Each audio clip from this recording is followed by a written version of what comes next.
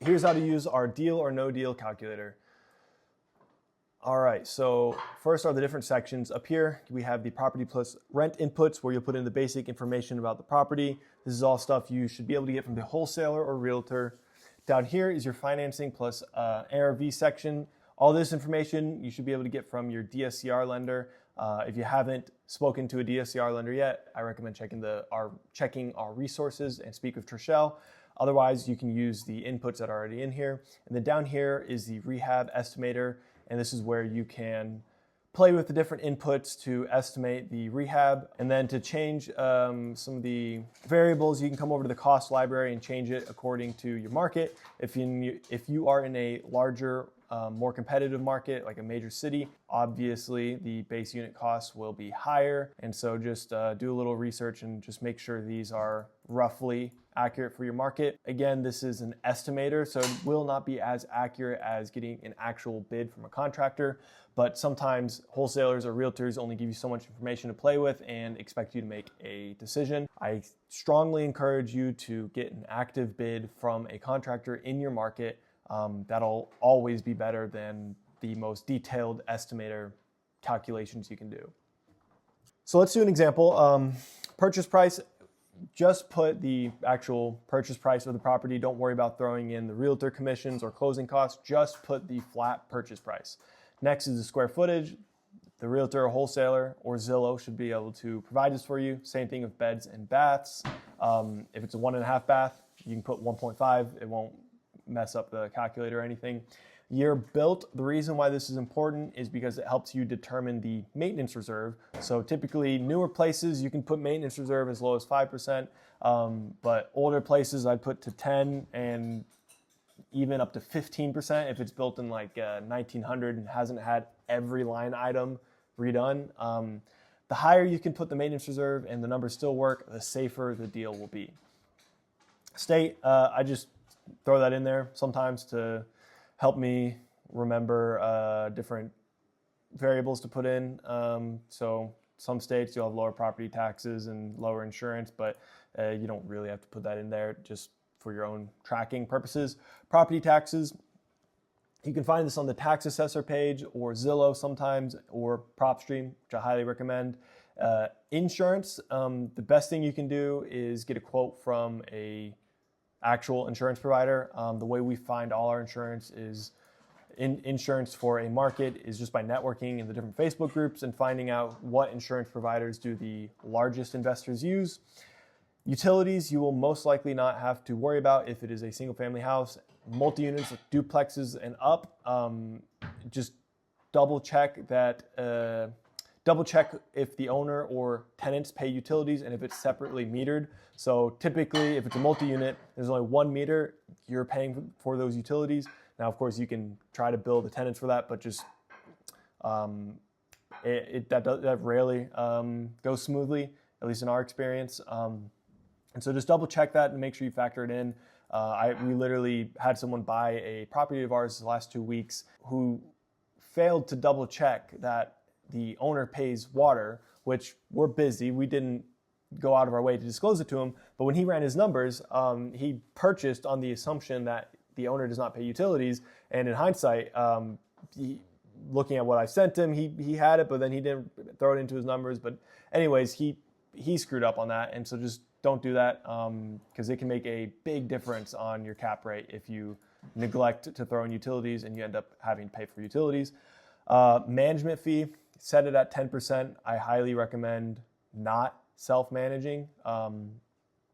You're probably terrible at it and it'll cost you a lot of time and you'll make a lot of mistakes. So just assume 10% unless you're dead set on only having 5 houses and you can self-manage them and maybe they're not low income. Vacancy rate, this is the percent of the year that a property will be vacant. So if it's 10% vacancy rate, basically 1.2 months a year, you will not be collecting rent from it. So you just throw that in there to be safe. So that way, the regular turnover doesn't wreck your numbers. 10% is pretty safe mark unless it's lower income or multi-unit housing. I'd bump that up to 20% even. Total monthly rent. You can get some pretty accurate numbers on Zillow for free. but I recommend PropStream. You can get even better figures if you speak to a local property manager. And that's all your inputs up here. And by entering these inputs, you'll be able to immediately see the cap rate on the property. And then all the other variables are based around funding and rehab. But right off the bat, you can see how good of a deal it is just based on purchase, your all-in price and rental figures. So anything above a 10 cap by just about every investor standard is fantastic. So we set the deal or no deal based on cap rate, minimum of 8%. So that is why I have this marked down here. But again, some people would still consider a 7% cap rate fantastic, especially if there's a lot of equity on the back end. So just keep that in mind as we go through the later sections. Down here, so purchase funding. We always recommend buying your first rental in cash and then refinancing afterwards. But right here, you can toggle how you're purchasing the property. So if you're buying in cash, you can ignore the rest of these variables. And we're going to focus on the back-end refi because for the burst strategy, this is how the typical deal is going to flow and the typical exit. So we're going to focus on the right side of this column. So first we'll do, assuming you bought it in cash, for the burst strategy, it is very important you calculate an accurate ARV. Speak to a property manager, speak to a realtor, but really you should do your own comps. I recommend PropStream. Do at least 3 recent sales in the area of houses of similar square footage and beds and baths and similar year built. The more comps you can do, more research you can do and get a more accurate ARV, better off you'll be as far as having less anxiety when the appraiser goes out there. Do your best calculating the ARV. We have a section in the course modules or whatever breaking down how you can calculate the ARV, but just talk to ChatGPT. You can figure it out. So the next thing is the refi LTV, which is loan to value. If you have an 800 credit score, you can get all the way up to like an 80% LTV and maybe even like an 85, I think, if it's a high enough value property and your credit score is just superb. Even if you can, we never go over 75% LTV just because we like to leave a good amount of equity in the deals. And to us, it just is operating more, we're more stable this way. Refi rate, just put the interest rate. All these terms you can get from your DSCR lender. If you have not spoken to a DSCR lender, check out our DSCR lender, Trishelle. She's fantastic. And when they give you a loan sheet, you can fill in all these inputs here based on that loan sheet. So refi terms, 30 years. That's always our standard. DSCR requirement, that is the DSCR lender's requirement for the loan to work. So basically what it means is that rental income has to be 1.2 times the monthly debt obligation. So if your monthly mortgage payment is $1,500, your projected monthly rent needs to be about $1,900. For DSCR loans, they only use this and your credit score to determine if the loan gets passed. So they aren't looking at your income or your tax returns, they're just looking at the property. So that's what this DSCR requirement is, and different DSCR lenders have different DSCR requirements. But if you request a term sheet, they'll tell you what theirs is. Min, cash on cash, you can just play with this to determine if it's a deal or not a deal based on what you want your minimum cash on cash return, which is cash invested in the deal, the return it generates. Purchase, closing costs fixed, just leave those. So what this will generate now, once we have all this punched in here, we'll want to look over at funding flags real quick. So first of all, it'll tell you if the DSCR loan qualifies based on DSCR requirements. The next thing it'll tell you is if you will get all of your cash out of the deal. So the goal with the burst strategy, of course, is to always get all your cash out of the deal, but realistically, sometimes you won't. What you'll want to know is the cash that is left in the deal, what is the return you're generating on that cash? So let's say for some reason it only appraised for $135, you'll have about $5,000 left in the deal. Well, it is still cash flowing $385 a month and you only have in about $5,000. So your cash on cash return based on how much money is left in the deal after you refinance. So you bought the property, you refinanced, pulled almost all of your cash out, but you still left $5,000 in. What is the return you're generating on that $5,000? Well, right here, it is 103%, which is fantastic. And it works, and you can get to the next deal because you got out all that you put in to the rehab and purchase minus 5,000. So anytime it gets you all your cash out, you'll notice that the cash on cash return becomes infinite because anything divided by 0 is undefined, or in this instance, basically infinite. So it is 145. You'll see the cash on cash return becomes infinite, or 99999, whatever. But that's because you have 0 cash left in the deal and you're still making a few $100 a month. Fantastic. Last section is the rehab estimator. So again, with this, best thing you can do is get actual bids from a contractor in your market. But if you just want to roughly figure out a safe estimate, answer all of these prompts and see the output, and you'll get the total, and it'll be factored into your deal or no deal status up here. Play with the inputs here if you think any of them need to be changed or are unrealistic for your market. And that's it.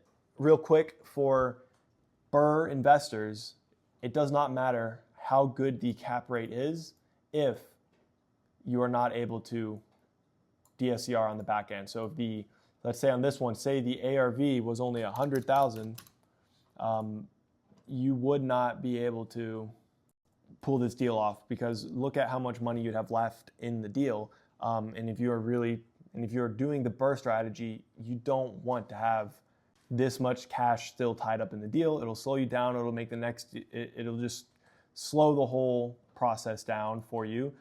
So really important that no matter how strong the cap rate is, if you are a BRRRR investor, you need to make sure the amount of cash left in the deal is no more than 20% of what you put in.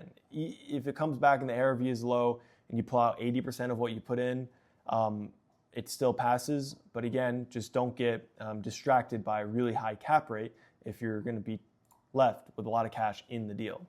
The less cash you can have left in the deal on the back end, the less the actual cap rate matters for a BRRRR investor. So a deal can be very mid and not that good on a cap rate perspective, but the equity and upside on the back end can be fantastic, and it make a lot of sense for a BRRRR investor. However, if you're a cash flow investor, you don't care about getting your cash out of the deal. You just want really strong cash flow and a really high cap rate. So if you're a cash flow investor, focus on the cap rate, and you can almost disregard the parts of this calculator for the refi.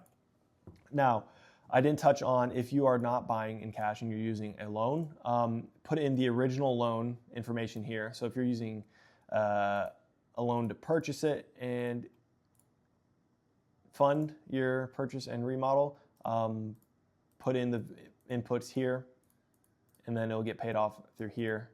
And this section is a little incomplete, but if you are using a loan to finance your property, I would just say make sure that the total loan amount, which will probably be your purchase price and total rehab, make sure it gets fully paid off by 75% of the ARV. So whatever this loan amount is, just make sure that when you refi on the back end, it pays it off in full. That is the most utility I think you would need out of this calculator for determining if you bought it with a loan. So again, this is kind of an incomplete section as far as we wouldn't do much with this other than just figuring out what it is the loan payoff would be. So if we were to ever use a loan to buy a property and we knew we were going to refi on the back end, we would just use hard money and just make sure that the refi on the back end pays off the hard money. As people maybe try some of those loans out, or we try some of those loans out, we'll add to this calculator. But for now, we're just sticking to the simple cash purchase, refi on the back end. Because even if you use hard money, you can treat it like cash. If you borrow hard money, you're paying 12% interest only for a year, you can still treat it just like cash as far as figuring out if it is a deal or not a deal. Just make sure you are really, really dialed on that ARV to make sure you can pull out enough to pay off that hard money at the end of the term. That's it. This is also a live calculator, so anything that needs to be added or changed, we'll keep adding to it and making tweaks. And if you notice anything that's wrong or needs to be better, we're always editing it. So that's it.